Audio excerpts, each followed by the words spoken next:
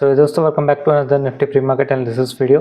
Monday market कैसा रहेगा ये हम डिस्कस करने वाले हैं। साथ ही वीकली टाइम फ्रेम से हम शुरुआत करेंगे क्योंकि एक हफ्ता बीत चुका है, नया हफ्ता चालू होने वाला है, इसलिए प्रीवियस वीक मार्केट ने कैसा परफॉर्म किया ये हमें देखना ज़रूरी है। इसलिए हम बिगर टाइम फ्रेम से शॉर्टर टाइम फ्रेम में जाते हैं। बाय सेल की एडवाइस नहीं है, सिर्फ आपको पढ़ाने के लिए आया हूँ।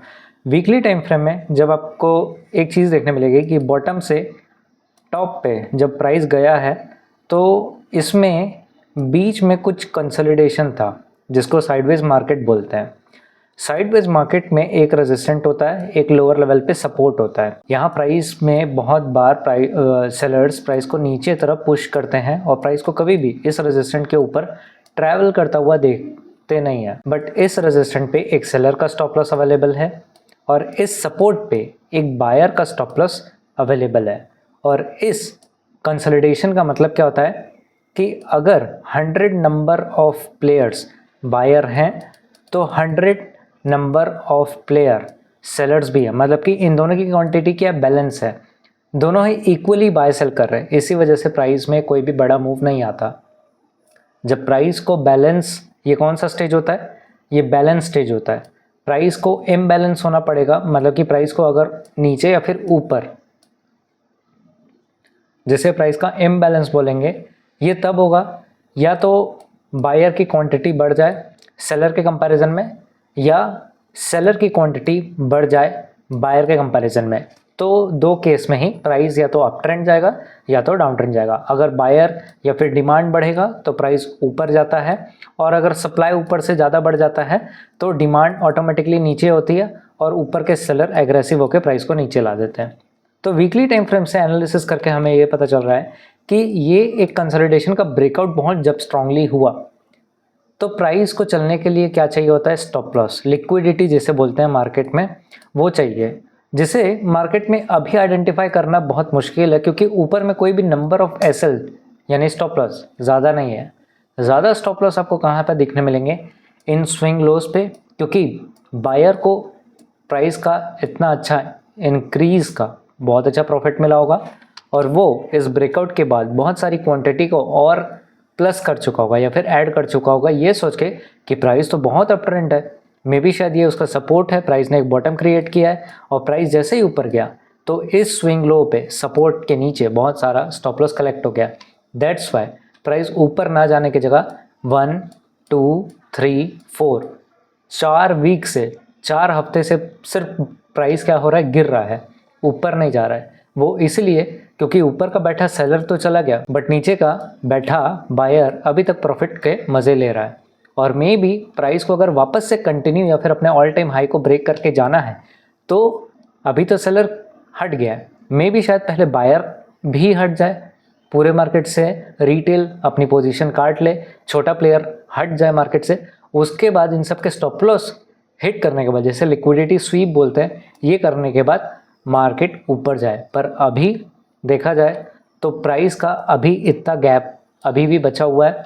प्राइस के स्टॉप लॉस यहाँ पर बायर के स्टॉप लॉस सेफ है, तो मे भी शायद, और मार्केट का मोमेंटम, क्योंकि हर बार रेड कैंडल का लो प्राइस के नीचे सेकंड रेड कैंडल अपनी क्लोजिंग दे रही है, तो यहाँ पर कैंडल का मोमेंटम भी स्ट्रांग है। तो हमारा वही पर्सपेक्टिव मार्केट को लेके थोड़ा डाउन है, क्योंकि मार्केट जब तक के इन लोअर लेवल पे बैठे बायर के स्टॉप लॉस को हंट नहीं कर देता, हम प्राइस में एक अच्छा मोमेंटम नहीं देख सकते, या जब तक कि प्राइस में कोई चेंज ऑफ कैरेक्टर आ जाए, मतलब कि जब हर बार प्राइस अपने रेड कैंडल के लो प्राइस को नीचे तरफ ब्रेक कर रहा है, जब तक कि आपको हायर टाइम फ्रेम में कोई एक ग्रीन कैंडल किसी एक रेड कैंडल का हाई प्राइस के ऊपर क्लोजिंग कर देगा तो ये होगा चेंज ऑफ कैरेक्टर, तभी रिवर्सल के चांसेस इन दो केस में निकल के आएंगे। वन डे की डेली टाइम फ्रेम पे चलते हैं, कैंडल की क्लोजिंग देख लेते हैं कि मार्केट ने क्लोजिंग कहाँ पे किया है। कैंडल की क्लोजिंग हुई है 24,837 के प्राइस पे हुई है, और इसमें आपको दो चीज़ देखने मिलेगी।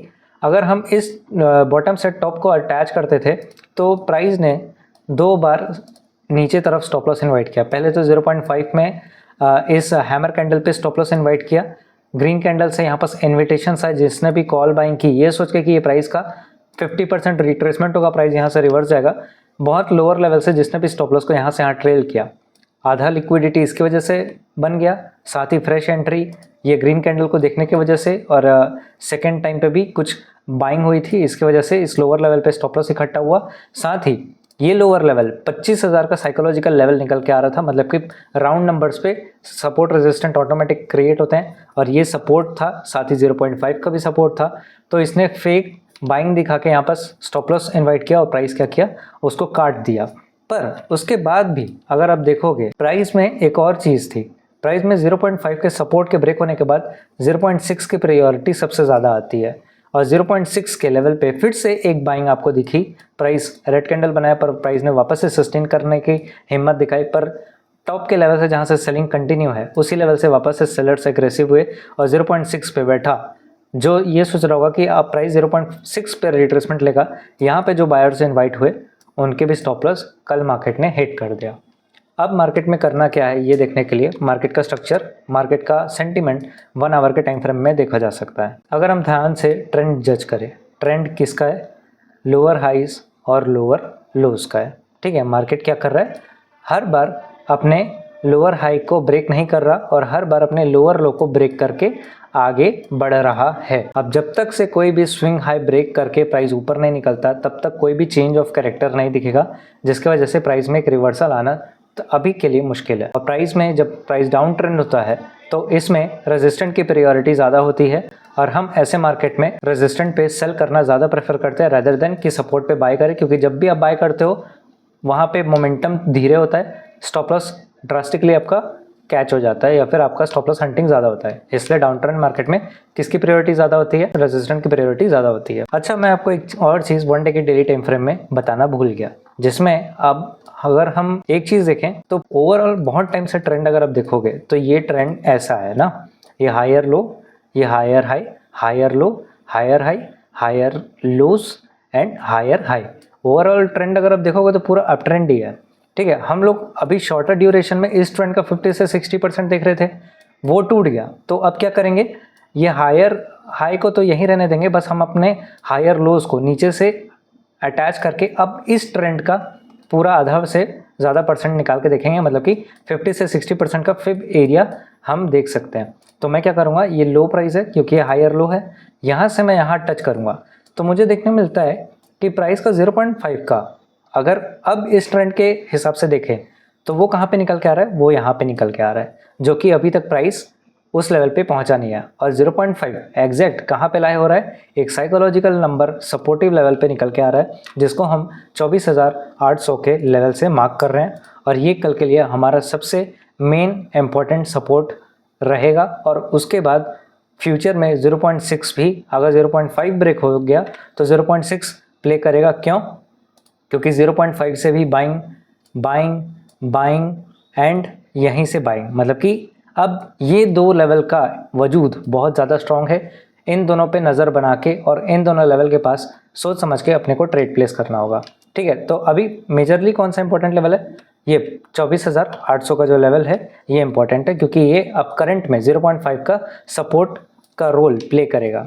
15 मिनट में टाइम फ्रेम में चलते हैं और यहाँ पे अपने सपोर्ट रेजिस्टेंस को अच्छे से मार्क कर लेते हैं कि प्राइस कहाँ से गिर रहा है। ठीक है, तो एक्चुअल में अगर आप देखोगे तो एक लेवल से कहाँ से प्राइस कल गिरा है, 24,900 का रेजिस्टेंट यहाँ पर खड़ा हुआ है। ठीक है सर, क्यों मार्क किया इसने आपने, यहीं से प्राइस ऊपर गया था और इसी के यहाँ से रेजिस्टेंट लेके प्राइस गिरा है, मतलब कि सेलर का स्टॉप लॉस यहाँ पर इकट्ठा है। ठीक है, 24,800 के नीचे अब हम 24,700 का साइकोलॉजिकल लेवल जो कि 100 पॉइंट की दूरी पे खड़ा हुआ है, इसे हम ड्रॉ करेंगे।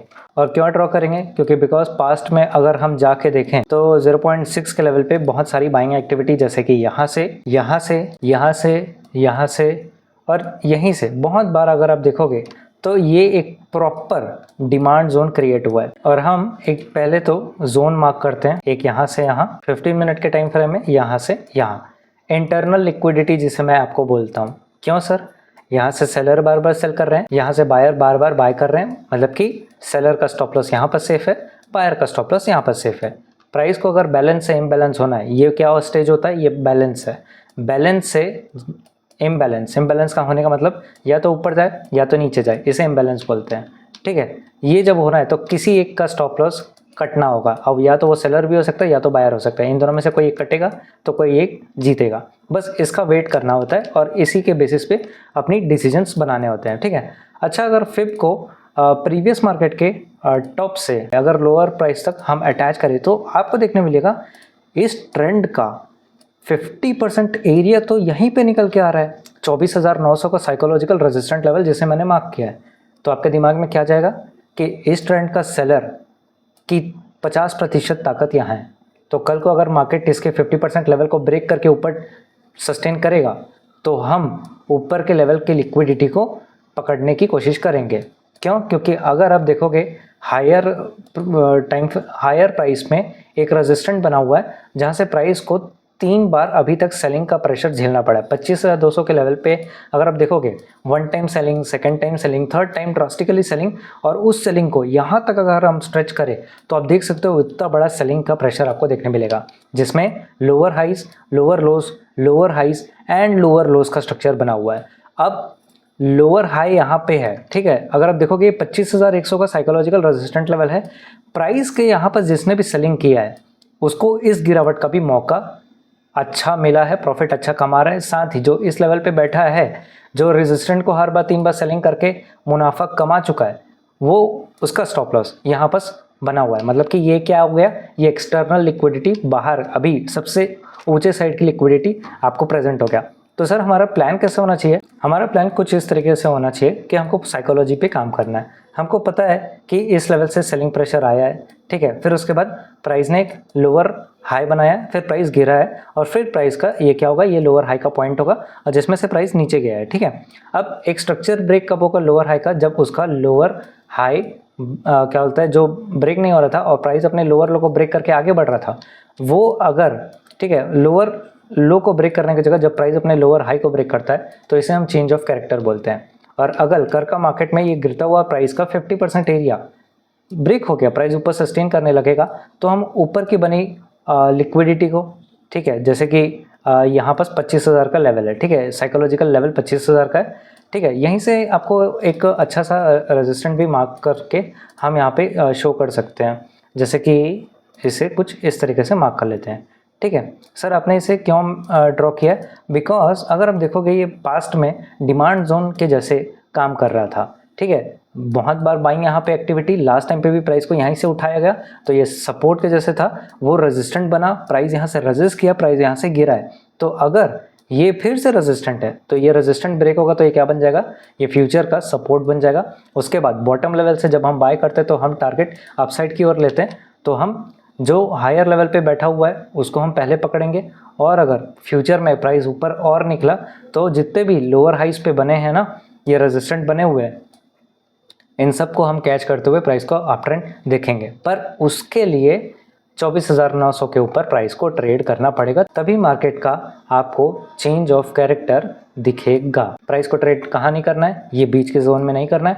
और प्राइस अभी हमने हायर टाइम फ्रेम में देखा है कि प्राइस, हाँ, अभी भी बहुत कुछ लेवल बचे हुए हैं जिसको मार्केट को पकड़ना है। नीचे के लेवल पे अभी बायर पूरे तरीके से भागे नहीं है, उनको पकड़ने के लिए मार्केट कल अगर डाउन ट्रेंड जाता है या फिर मार्केट फिर से फॉल करता है, कुछ नहीं, ये आपका जो सपोर्ट है, क्योंकि ये कौन सा सपोर्ट है, अभी हमने हायर टाइम फ्रेम में देखा है प्राइस का 0.5 का ये सपोर्ट है, ठीक है। हम लोगों ने डेली टाइम फ्रेम में देखा है लोएस्ट स्विंग से हाईएस्ट स्विंग जैसे मैंने लगाया, तो ये अभी 24,800 पे पूरे ट्रेंड का 50% एरिया है। अगर ये फिर से कल बाइंग एक्टिविटी दिखाता है, मोमेंटम अच्छा नहीं आता, कैंडल की प्रेशर, कैंडल का साइज अच्छा नहीं बनता, तो ट्रैप में ना फंसिएगा, ठीक है। जब तक प्रॉपरली प्राइस नीचे ब्रेक करके रीटेस्ट करके कुछ छोटा स्टॉप लॉस दे दे तब एंट्री कीजिए। उसके बाद डाउन ट्रेंड मार्केट है तो रेजिस्टेंस को प्रायोरिटी देते हुए फिर से नीचे जो टारगेट अवेलेबल है हम उसे पकड़ सकते हैं, ठीक है। तो ये कुछ इस तरीके का रोड मैप है।